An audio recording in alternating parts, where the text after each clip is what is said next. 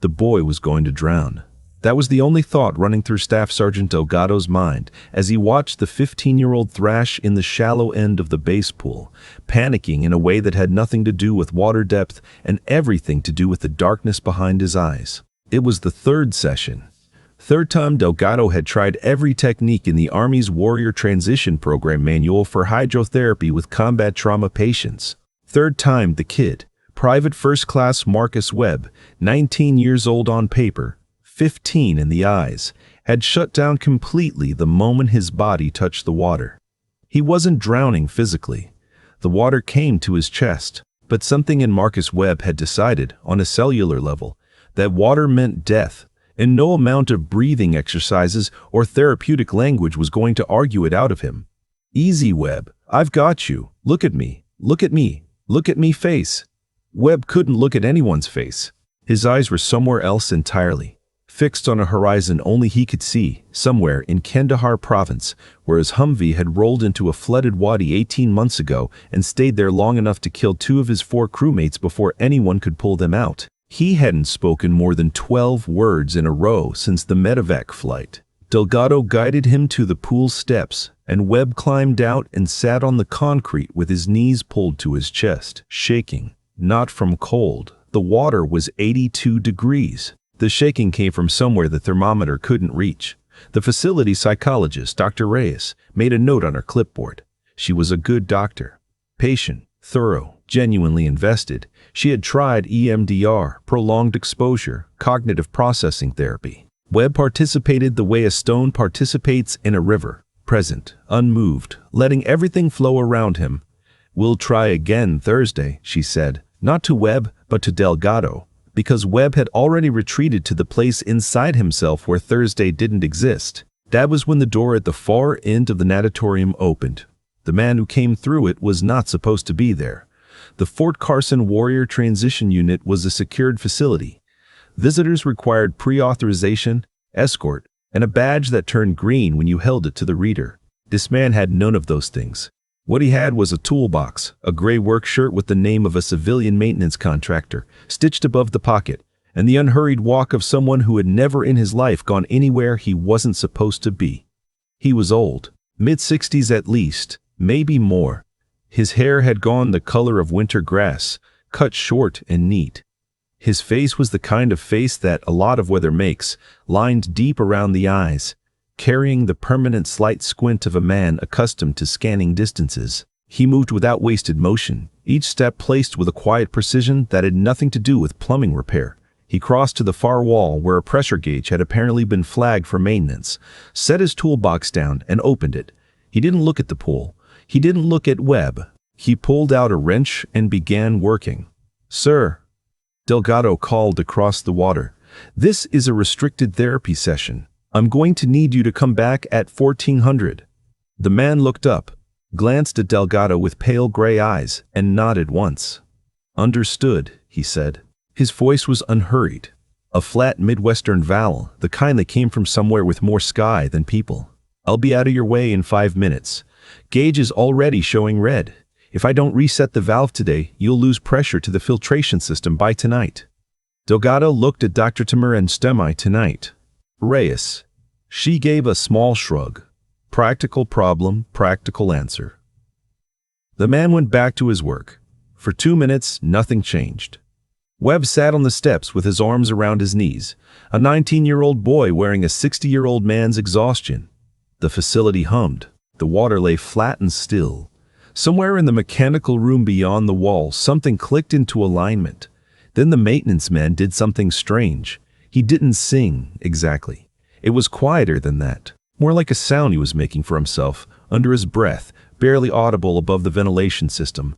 A low, rhythmic phrase repeated. Not a melody most people would recognize. More of a cadence. The kind of thing that had a beat you could march to, or run to, or hold on to when the world was coming apart around you. Webb's shaking stopped. Not gradually. Not in the way that shaking usually ebbs, wave by wave. It stopped the way a switch flips. His head came up. His eyes, which had been fixed on nothing, moved across the pool deck with sudden, focused purpose, searching for the source of the sound. The maintenance man was still crouched at the gauge, back turned, working. Still making that sound. Unhurried, inevitable. Webb's feet found the floor. He stood up. "Webb," Delgado said carefully, not a command, barely a word, just a sound to let the kid know someone was with him. Webb walked along the edge of the pool toward the far wall. Delgado moved with him, 2 steps behind, close enough to catch him if he fell, far enough back not to spook him. Dr. Reyes had set down her clipboard. Her pen was still in her hand, but she wasn't writing. Webb stopped about 10 feet from the crouching man. The maintenance man didn't turn around. He finished tightening something, gave it a quarter turn more, and then was still. The cadence faded, like a radio losing signal. The silence it left behind was enormous. "You know that song," Webb said. His voice came out rough from disuse, cracked in the middle, but it was a complete sentence. The first complete, unprompted sentence he had produced in 3 weeks. The man turned around then. He looked at Webb the way a person looks at something they've been quietly hoping for and didn't allow themselves to expect. "I do," he said. "They sang it at Bernstein's funeral." Webb's jaw tightened. Specialist Bernstein, he was from Iowa. "He used to hum it when we were running," said his grandfather taught him. A pause. Bernstein was in the vehicle. The old man set down his wrench. He didn't stand up. He stayed at Webb's level, crouched on the pool deck, his pale eyes steady and unhurried. "I know," he said, and something in the way he said it made it clear that he didn't mean it as a social phrase. Delgado felt the hair on his arms stand up. Webb stared at him. "How do you know?" The man was quiet for a moment. He picked up the wrench and turned it over in his hands once, a slow, deliberate motion, the way a person handles something familiar when they need a second to choose their words. "Because I was there," he said, "a long time ago. Different war, different wadi, different men. Same song." He looked at Webb steadily. "It doesn't stop being theirs just because they're gone. They gave it to the rest of us to carry." Webb sat down on the pool deck, not because his legs gave out, because something in him decided, for the first time in 18 months, that sitting down was safe. The old man sat down too, his toolbox beside him, the wrench across his knee. Delgado stood between them and the door and did not move and did not speak. What happened in the next 40 minutes was not in any manual. The old man talks sometimes. Mostly he didn't. He asked Webb one question quietly about Bernstein, and he listened to the answer the way people rarely listen, without preparing his response, without checking the clock, without any visible destination in mind. Just receiving it. Webb talked haltingly at first, then less haltingly, and at some point in there he used Bernstein's first name, which he had refused to do in any session because, as he told Dr. Reyes once in writing, using the first name made it true. He used it 3 times. When the maintenance man finally stood up, it was without drama. He gathered his tools, closed his box, nodded to Webb in a way that carried more respect than most salutes, and walked back toward the door. Delgado went after him.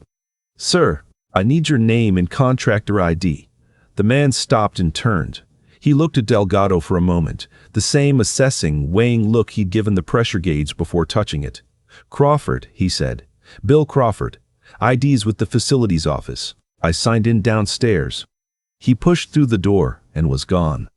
Delgado stood in the natatorium doorway, listening to the measured rhythm of Crawford's footsteps fade down the corridor, and tried to identify what was wrong with them. The footsteps were wrong. Not limping, not uneven, not the footsteps of a man who had spent 30 years fixing pipes in gauges. They were too quiet for someone his size. Too deliberate. They were the footsteps of a man who had spent a very long time making sure he could not be heard. Back in the pool room, Marcus Webb was sitting at the edge of the water with his feet in the shallow end, not shaking, looking at the water. Dr. Reyes was standing behind him, and she was not making notes. The call Delgado made to the facilities office took 30 seconds. Crawford William, civilian contractor. Commercial plumbing, 6-month rotating contract. No flag, no incident history, good references. Reliable, the facilities coordinator said. Quiet. Asks for nothing more than to be left alone and paid on time. Something about that phrasing bothered Delgado in a way he couldn't immediately name. He pulled Webb's service file that night. Not for Webb's record. He knew Webb's record, but for Bernstein's, Specialist Daniel Bernstein, Iowa, killed in action 14 months ago, the Waddy incident. Delgado read through the after-action with the uncomfortable focus of a man looking for something he didn't want to find. The Waddy was in Paktika province. 4-vehicle convoy. Flash flood. 2 vehicles held. 2 men lost. One of the lost was Bernstein. The other was a specialist named Cortez. Webb had been in the 3rd vehicle. Close enough to watch. Far enough that the current hadn't taken him, which was its own particular kind of wound. The after-action was thorough and told him nothing unusual. He turned to the witness statements.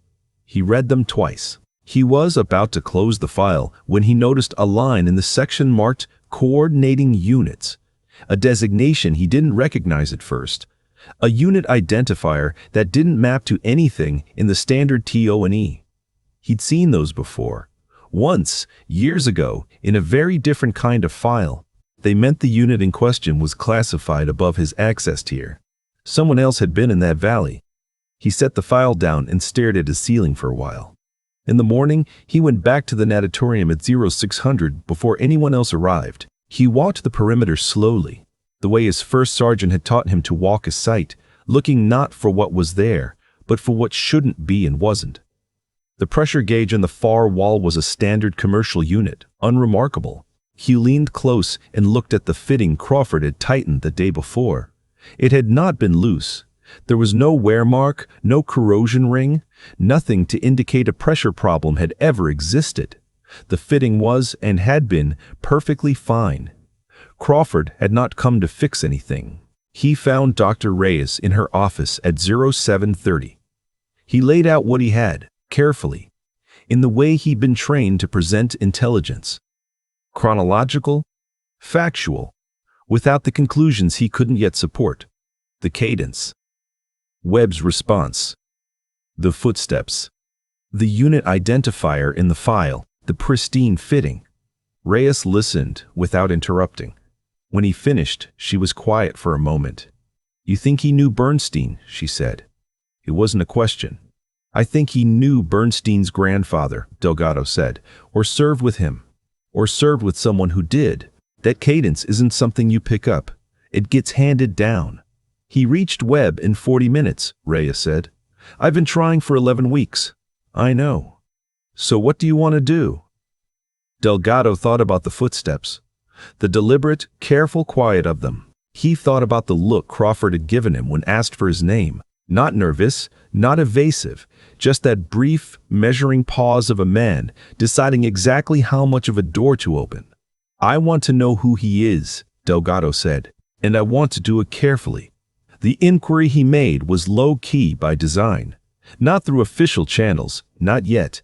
He reached out to a former warrant officer he'd served with in his second tour, a man who had spent time in the kind of units whose paperwork used unfamiliar designations. He sent the name Crawford, William, the base location, the contractor assignment, and the approximate age, and he asked 2 questions. Does the name mean anything? And what was in that valley in Paktika province? The response came back in 18 hours, not a message. A phone call. From a number he'd never seen before. The voice on the other end was a woman's, middle-aged, professional, in a way that had no civilian equivalent. She didn't introduce herself. "Staff Sergeant Delgado," she said. "You've been asking about a man named Crawford." "I have. That inquiry needs to stop." Delgado kept his voice level.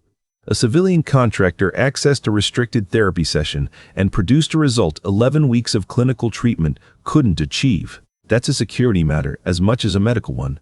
"I have an obligation." "Your obligation," the voice said, "is to your patient." Crawford didn't harm your patient. He helped him. The question of how he was able to do that is not something you're cleared to pursue. He knew details about a soldier killed in action. Details that weren't in any accessible record. A pause. Not the pause of someone caught, but the pause of someone deciding. "Crawford served," the voice said finally, "for a long time, in places and capacities that don't appear in accessible records. He knows that song because it came down through a community of men who went into difficult places and didn't always come back, and who left things behind for the ones who did. That's all I'm going to tell you." "Is he still active?" He fixes plumbing. Ma'am, with respect. He fixes plumbing, Sergeant. He has earned the right to fix plumbing. Let him." The line ended. Delgado sat with the phone in his hand and thought about what had just happened. Someone, somewhere, was running interference for an aging man with a contractor badge and an implausible set of footsteps. Someone with the kind of access that produced phone calls instead of emails and answers, instead of stonewalling.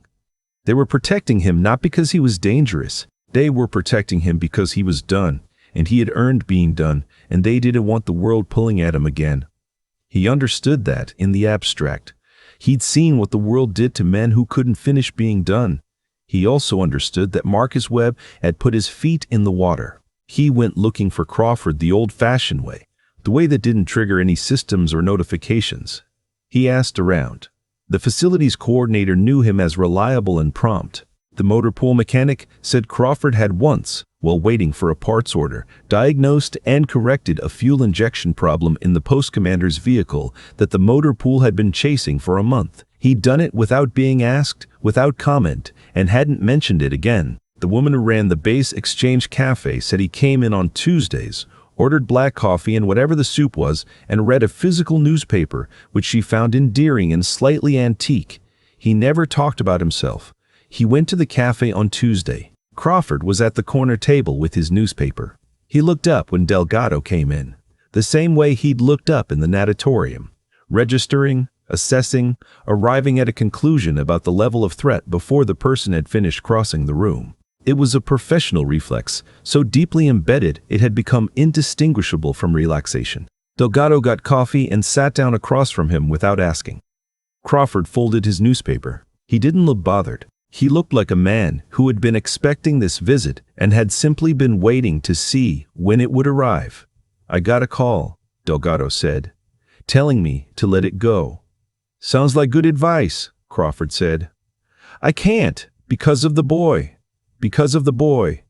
Crawford looked at his coffee. He turned the mug a quarter turn, then back, a contained gesture. He was thinking, and he was doing it in the way of men who have learned to think clearly under conditions that don't allow for the luxury of hesitation. "What do you need to know?" he asked. "Enough to help him," Delgado said. "Not more than that."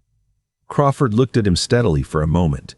Then he nodded once, the slow nod of a man releasing something he'd been holding for a long time. He had been, Crawford said, in a unit that officially did not exist, doing work that officially did not happen. In places, the Department of Defense officially had no personnel.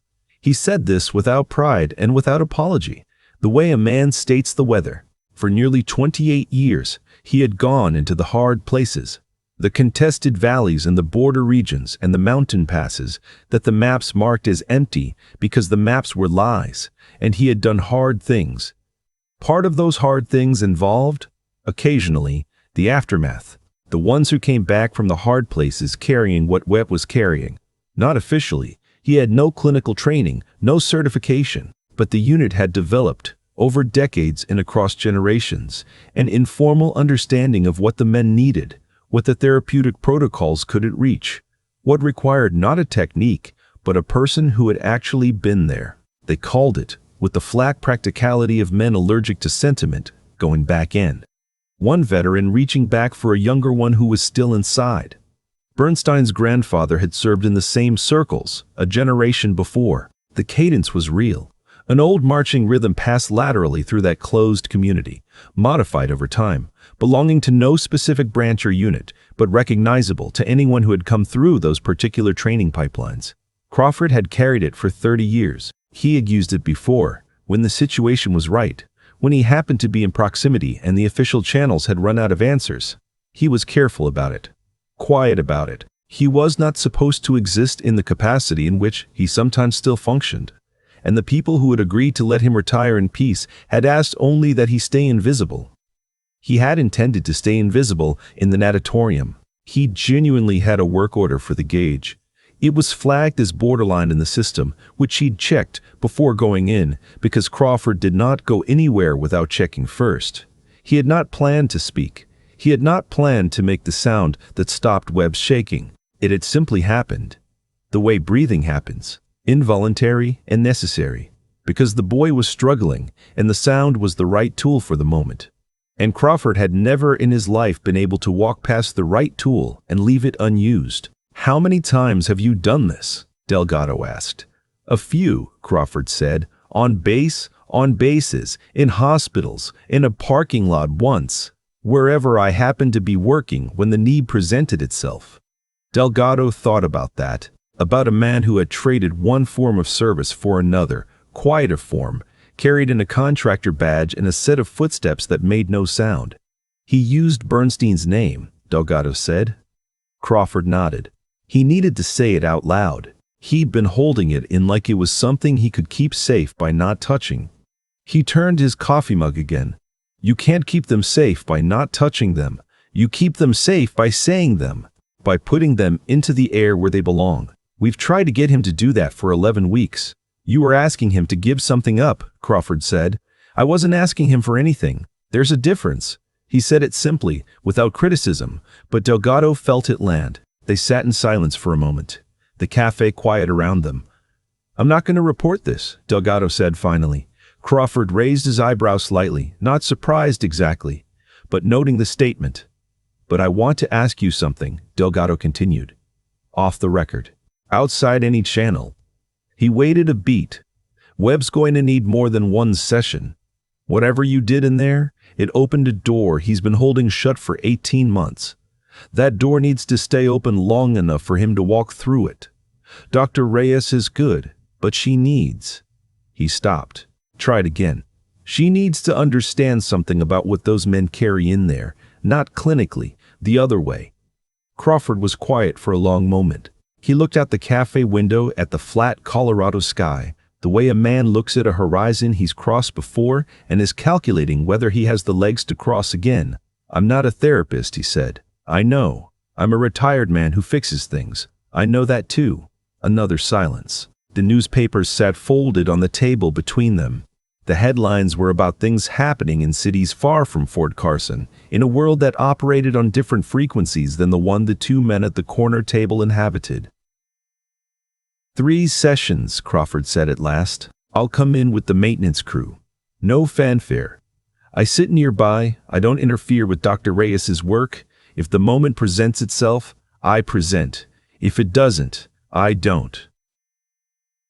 That's all I'm asking." "No, it isn't," Crawford said, not unkindly. "You're asking me to trust that this doesn't go further, that my name doesn't end up in a report or a case file or a program proposal. It won't." Crawford looked at him with the pale, steady eyes of a man who had built his survival on reading people accurately and had rarely been wrong. He arrived at his conclusion. "All right," he said.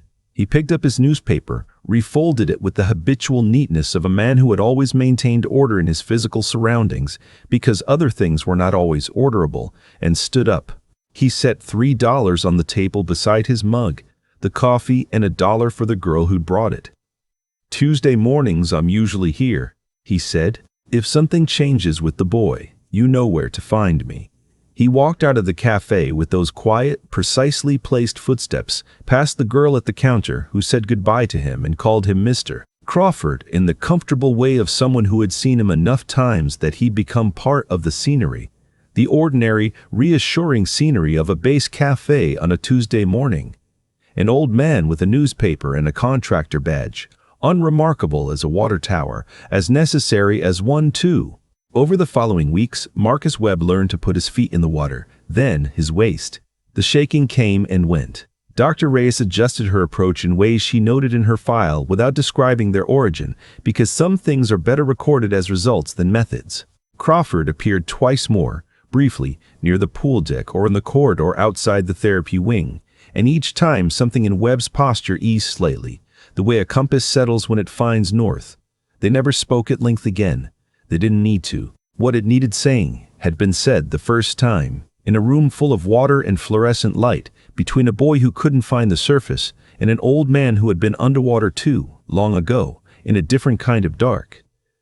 The day Webb walked the full length of the pool without stopping, Dr.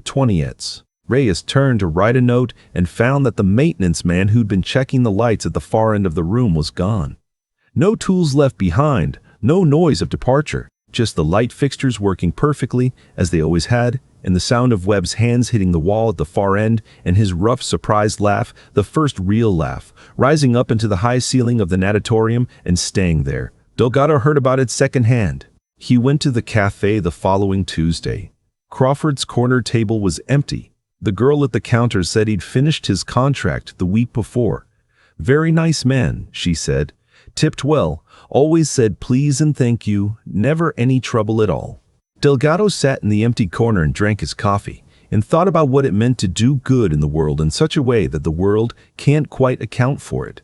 There was no report that would capture Crawford accurately, no file that would hold him. He had come through, left things better than he found them, and disappeared back into whatever ordinary, extraordinary life a man like that builds for himself when the hard places are finally, mercifully, behind him.